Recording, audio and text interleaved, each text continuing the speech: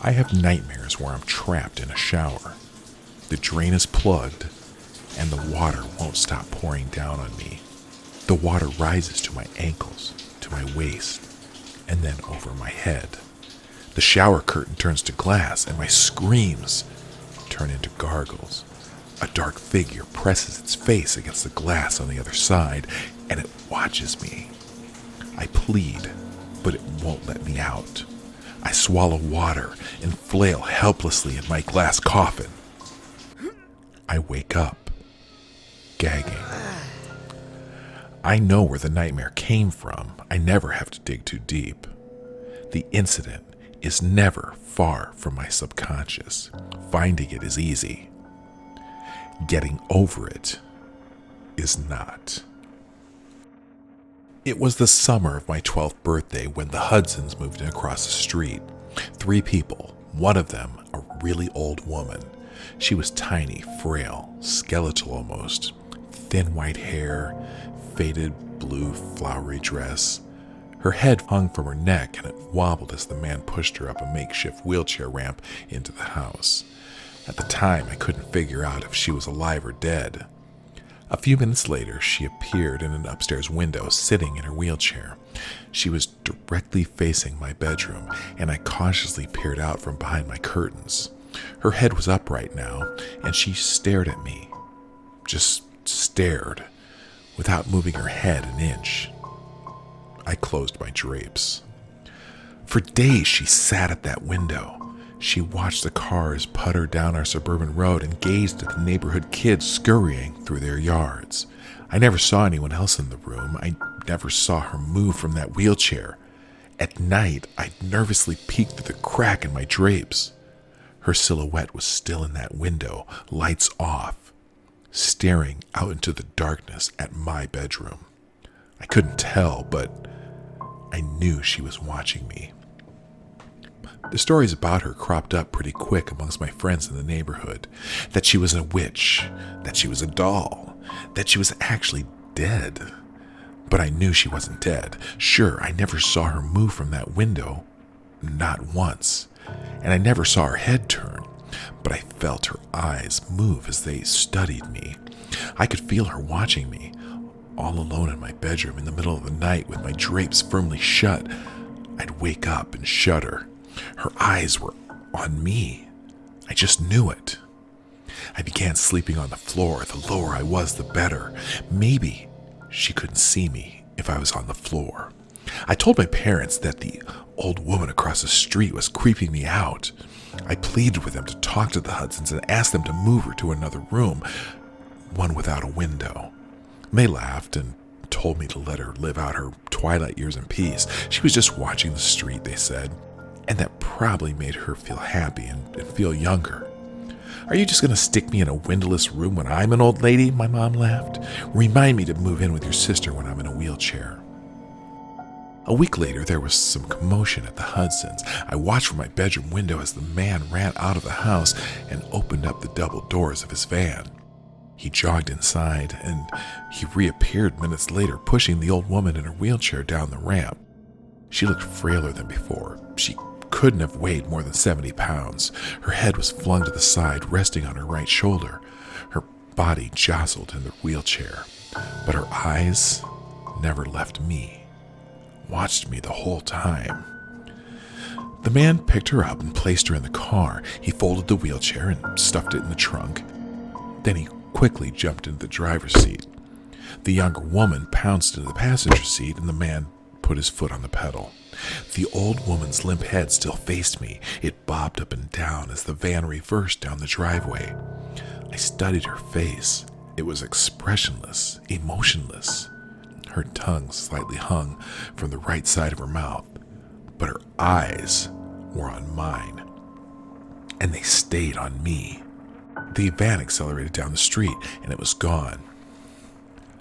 My parents heard the news that afternoon from our other neighbors. The old woman's condition was getting worse, and the Hudsons had taken her to some sort of home. She wouldn't be coming back. I went straight to my bedroom and looked across the street, and I smiled. Her window was finally empty. The Hudson didn't come back the next day, no van. That night, I looked out towards the old woman's window. There was no one there, no wheelchair, but the bedroom light was on. I remember telling my dad I thought it was strange, and he just shrugged and said, "Must be on some sort of timer or something." I woke up in the middle of the night and nervously peered out my bedroom window. That bedroom light was still on. It suddenly flicked off, and I ducked below my window frame. I slowly rose, and I looked out, expecting to see the silhouette of that tiny skeletal being. I watched for 10 minutes, pinching and straining my eyes. The light quickly flickered on and then off again. I slept on the floor again, clutching my pillowcase. I had late baseball practice the next evening.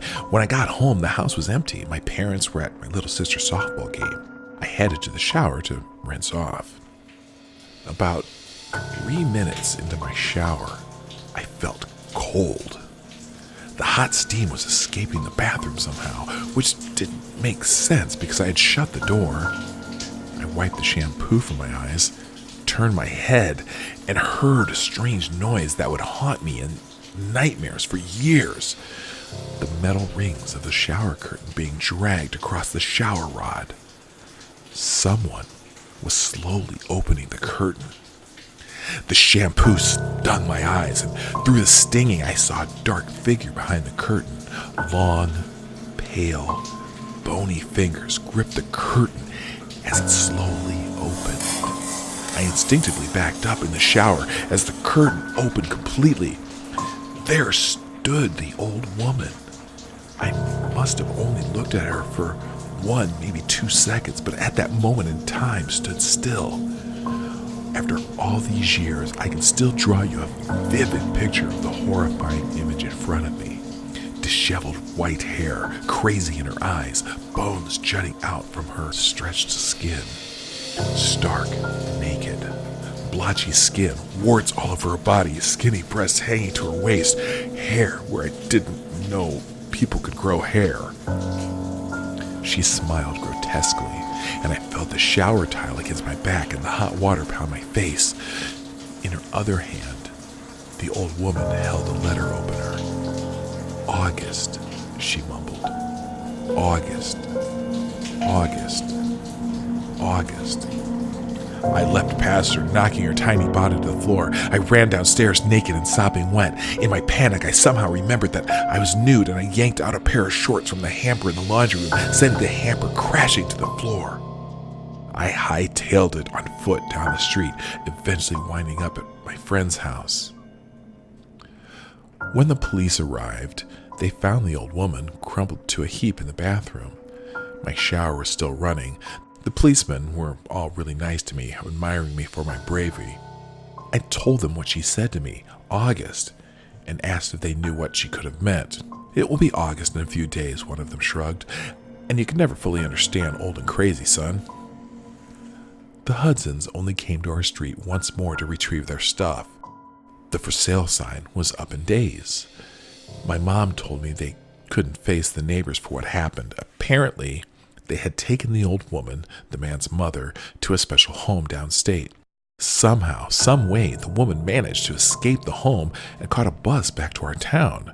It never quite made sense to me. She was so old and so frail, so helpless. She could barely move those weeks she lived in that house. How had she managed to travel hundreds of miles on her own? Anyway, you can imagine what this did to me. I didn't shower for 21 years. I took baths, which I suppose aren't that different. It's still a tub, and it involves hot soapy water, but a shower with its closed curtain, water peppering the tub floor, and steam climbing the walls. You get so lost inside your own head in the shower. Thoughts consume you, and it feels so utterly safe. For a few minutes, you are alone from the world. It's your own private, misty kingdom. But that's what makes the shower so dangerous. You're enclosed, vulnerable, naked. You're exposed. I talked to people about it, my parents, a shrink, but mainly I tried to push the incident deep down into places where I couldn't find it. I didn't talk about it with anyone since I was a kid. Life carried on. Besides the baths, I was pretty normal. A few months ago, something inside me clicked. I felt the urge to re-examine the incident. It was almost like a voice in my head was telling me to do it. My head wanted closure. I spent hours online one night trying to track down any information on the Hudsons and the old woman. I finally found what I was looking for, an obituary for the old woman. She had died 4 years ago. Somehow that walking skeleton hadn't checked out for another 15 years. The obituary photo was a black and white picture from when she was a young woman. It was a photo of her and her deceased husband on their wedding day. His name was August, and he looked exactly like me. I closed the browser and stared at my computer desktop for 10 minutes. It finally made more sense why she called me August.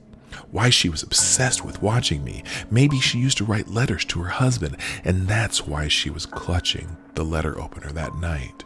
For a small moment, I felt a little better. Things always feel better when they make more sense, right? Honey, is everything okay? It was my wife. I think so, I said. I took the first shower I had taken in years that night. I didn't even jump when the curtain rungs dragged across the shower rod and my wife entered. But as she embraced me under the hot water, one question wouldn't leave my head. How come the young woman in that wedding photo looks exactly like my wife?